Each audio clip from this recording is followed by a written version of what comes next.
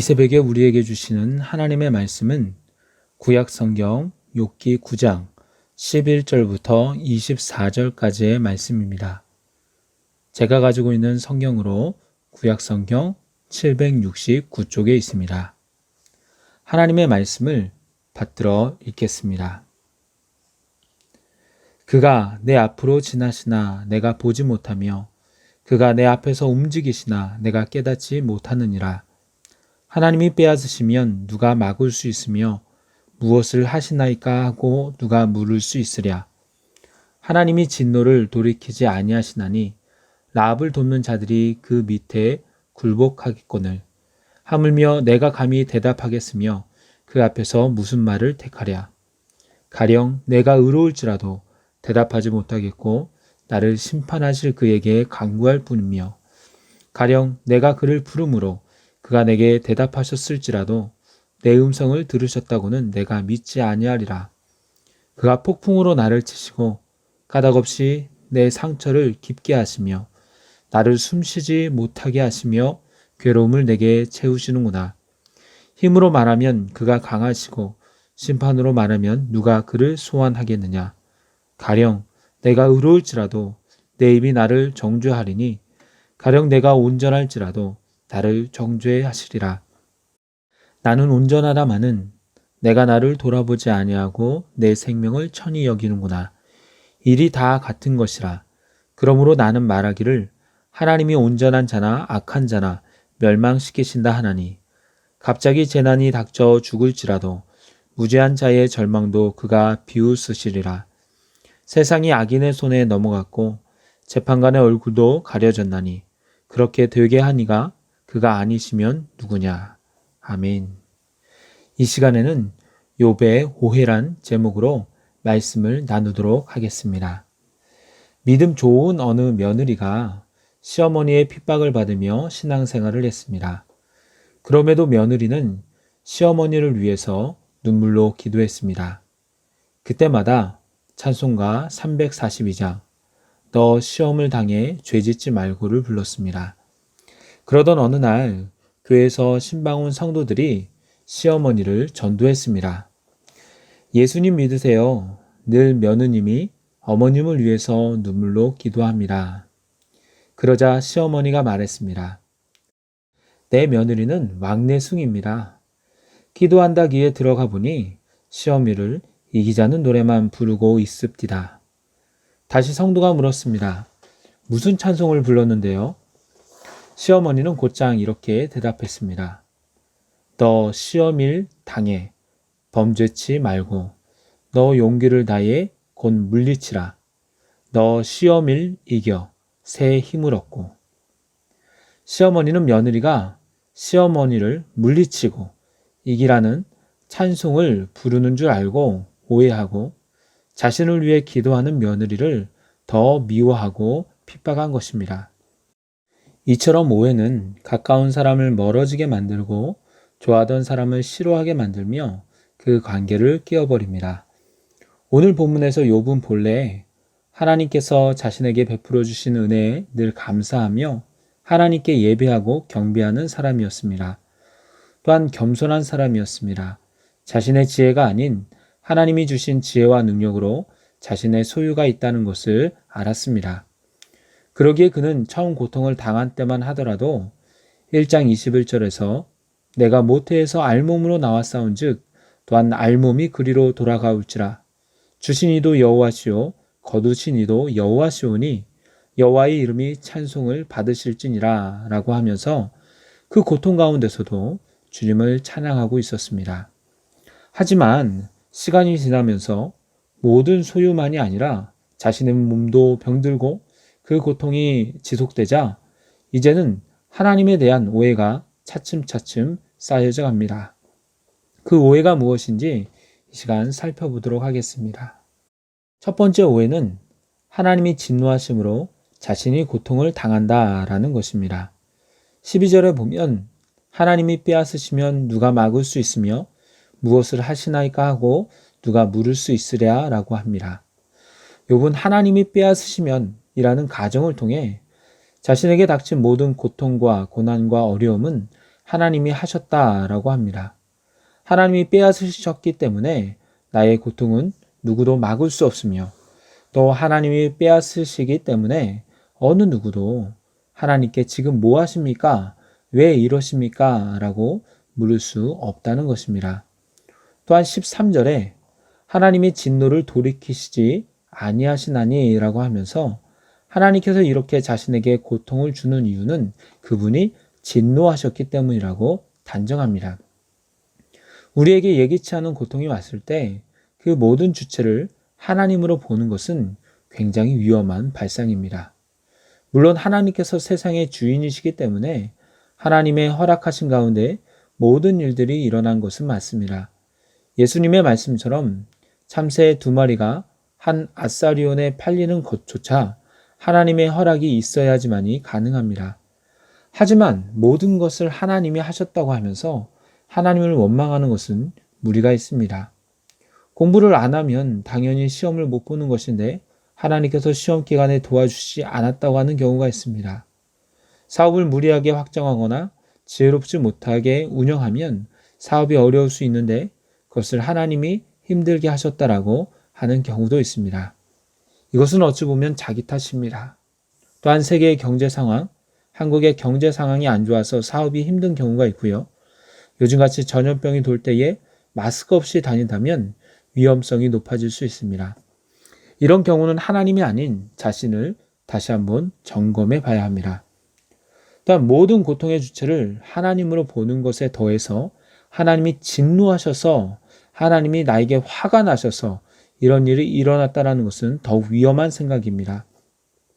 예수님이 십자가에 달릴 때 사람들도 그렇게 생각했습니다. 하나님이 예수 그리스도에게 진노하셔서 화가 나셔서 신성모독으로 예수님께서 고통을 받는다고 생각했습니다. 하지만 실은 예수님이 십자가 달리실 때 하나님은 화가 나신 것이 아니라 예수님을 보며 슬퍼하셨고 같이 고통스러워하셨고 아들을 보며 눈물 흘리셨습니다. 마찬가지입니다. 그 고난이 왜 일어난지 알 수 없는 경우가 참 많습니다. 그러기에 그 고난이 하나님이 진노하셔서 일어나게 되었다는 것은 굉장히 편협한 주장입니다. 오히려 하나님은 혹 어떤 사람의 잘못에 의한 것이라고 할지라도 고통받는 이를 볼 때에 가슴 아파하시며 불쌍히 여기시며 그 사람 곁에 함께 하시는 분입니다. 지켜보시는 하나님이 아니라 함께 하시는 하나님입니다. 그러기에 진노하시는 하나님은 욥의 오해라고 볼 수 있습니다. 두 번째 오해는 하나님은 고통받는 자의 기도를 듣지 않으신다라는 것입니다. 16절에 보면 욥은 가령 내가 그를 부름으로 그가 내게 대답하셨을지라도 내 음성을 들으셨다고는 내가 믿지 아니하리라 라고 합니다. 본문에서 내가 그를 부름으로의 히브리어 동사는 단순한 부르짖음을 의미하는 때도 있지만 일반적으로 어떤 대상에게 특정한 응답을 유도해내기 위해 부르짖는 것을 의미합니다. 내가 부를 때에 대답해 달라는 것이죠. 특히 본문에서는 욥이 재판장이신 하나님을 향해 자신에게 일어나고 있는 사태에 대해 해명하고 법적인 해결을 위해 나와달라고 요구하는 것입니다.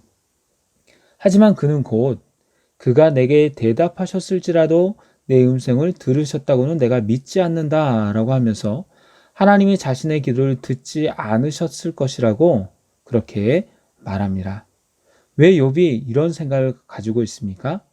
17절부터 보시면 그가 폭풍으로 나를 치시고 까닭없이 내 상처를 깊게 하시며 나를 숨쉬지 못하게 하시며 괴로움을 내게 채우시는구나 라고 하는데 이러한 큰 고통과 고난으로 인해 하나님을 향해 부르짖었음에도 불구하고 하나님께서 침묵하고 계신 데 따른 욥의 낙심을 나타낸 것입니다. 기도란 자녀가 아버지 하나님께 구하는 것입니다. 아버지가 자녀의 간구를 듣지 않는 것이 오히려 이상한 것입니다. 아버지께서는 사랑하는 자녀를 위해 예수님까지 내어주셨기 때문에 그 자녀의 기도를 절대로 외면하지 않으시고 모두 듣고 계십니다. 다만 자녀가 요구할 때 침묵하실 때가 있습니다. 우리는 때때로 그 침묵을 못 견뎌하며 하나님께서 나에게 관심이 없는 것처럼 생각합니다. 하지만 하나님의 침묵은 우리에게 관심이 없어서가 아니라 그 침묵을 통해 우리 자신과 하나님을 더욱 깊이 묵상하며 더 깊은 관계로 들어가기 위한 단계임을 알아야 합니다. 그러기에 그리스도인은 고통 속에서라도 기도를 포기하면 안 됩니다. 고통 속에 하나님의 침묵 속에 힘든 시간을 겪고 있다고 하더라도 실은 하나님은 우리의 기도를 다 듣고 계시며 가장 적합한 때에 선한 방법으로 우리를 인도해 주실 것을 믿어야 합니다. 그 하나님을 신뢰하며 나아가는 것이 바로 우리 그리스도인입니다. 욥의 세 번째 오해는 무죄한 자나 악한 자나 다 멸망한다라는 것입니다. 욥은 세상에 질서가 있어야 된다고 생각합니다. 악인은 하나님의 심판을 받아야 하고 의인은 하나님의 복을 누려야 합니다. 그런데 욥이 보기에 현실은 그렇지 않습니다. 22절에 보면 일이 다 같은 것이라 그러므로 나는 말하기를 하나님이 온전한 자나 악한 자나 멸망시키신다 하나니라고 합니다. 하나님이 온전한 자나 악한 자나 의인이나 악인이나 다 똑같이 여기셔서 멸망시킨다는 것입니다. 욥이 볼 때 이것은 정당한 결과가 아닙니다. 그런데 하나님은 공의와 정의에 별로 관심이 없으신 것처럼 보이며 그것을 비웃으시는 것처럼 보입니다. 그러기에 세상은 악인들의 손에 넘어간 것처럼 보입니다. 욥은 그 모든 것이 하나님 탓이라고 생각합니다. 그러나 하나님의 기준에서 보면 인간이 아무리 의롭게 살았다고 할지라도 모두가 다 죄인입니다. 또한 사람의 멸망은 하나님이 그렇게 하시기 때문에 당하는 것이 아니라 사람이 죄인이기 때문에 겪는 것입니다. 하나님은 하나님 없이 살려고 한 죄인들을 오히려 사랑하셨습니다. 그러기에 예수 그리스도를 이 땅에 보내셔서 십자가에 달려 죽게 하심으로 사망의 값을 대신 지불하셨습니다. 하나님은 멸망시키는 분이 아니라 사람을 사랑하셔서 살리는 분입니다. 그리스도인으로서 의롭게 살면 하나님께서 많은 복을 주셔야 하지 않나라고 생각하면 자신이 세상 사람들과 같이 어려운 환경 속에서 힘든 일을 당하고 있으면 불만이 생길 수밖에 없습니다. 하지만 그리스도인은 하나님께 복을 받기 위해 말씀을 지키며 살아가는 사람이 아니라 주께서 십자가를 통해서 베풀어 주신 그 은혜에 감격하고 감사해서 주님을 섬기며 사는 사람입니다. 복이 아니라 그리스도에 대한 사랑 때문에 신앙생활을 하는 것이고 어떤 핍박과 환난이 오더라도 그 사랑 때문에 견디는 것입니다. 이제 오늘 말씀을 맺도록 하겠습니다. 욥은 하나님에 대해서 몇 가지 오해를 합니다. 하나님이 진노하심으로 자신이 고통을 당한다라고 생각했고 하나님은 고통받는 자의 기도를 듣지 않으신다라고 생각했으며 무죄한 자나 악한 자나 다 멸망한다고 오해합니다. 하지만 하나님은 우리의 고통을 즐기시고 기도를 듣지 않으시며 멸망시키는 것을 기뻐하는 분이 아닙니다. 오히려 우리의 고통을 마음 아파하시며 그 자리에 함께 하시며 우리를 사랑하시기에 우리를 구원하시는 분입니다. 힘든 어려움 가운데 아무 잘못이 없으셨지만 우리를 위해서 십자가 지신 예수 그리스도와 그 아들을 이 땅에 보내신 하나님을 더욱더 묵상해 봤으면 좋겠습니다. 하나님의 계획 가운데 그 아들 예수 그리스도가 십자가에 달리셨지만 하나님의 침묵이 있는 것 같이 보였지만 하나님은 고통받을 때 그 아들과 함께 하셨고 그 아들을 살리셨으며 그 우편에 앉혀 주셨습니다. 이와 같이 하나님은 그 자녀의 고통을 그냥 두고 보지만은 않으십니다. 그러기에 어떠한 어려움이 있더라도 인내하면서 하나님을 신뢰하고 그 말씀 가운데 거하는 저와 여러분이 되기를 소망합니다. 기도하겠습니다. 하나님 아버지, 오늘 하루도 말씀으로 시작하게 하시니 감사를 드립니다. 저희들은 시험과 고통을 당할 때 자연스럽게 주님을 원망하는 한없이 나약한 인간입니다. 그러나 그때라도 저에게 믿음 주셔서 주님을 놓지 않게 하시고 주님을 신뢰하게 하시며 더욱더 깊이 주님과의 교제를 이어갈 수 있도록 저희들을 붙잡아 주시옵소서. 오늘 하루 가운데서도 항상 주님의 보호하신 가운데 살기를 소망하오며 예수님의 이름으로 기도드리옵나이다. 아멘. 생명의 말씀으로 나를 채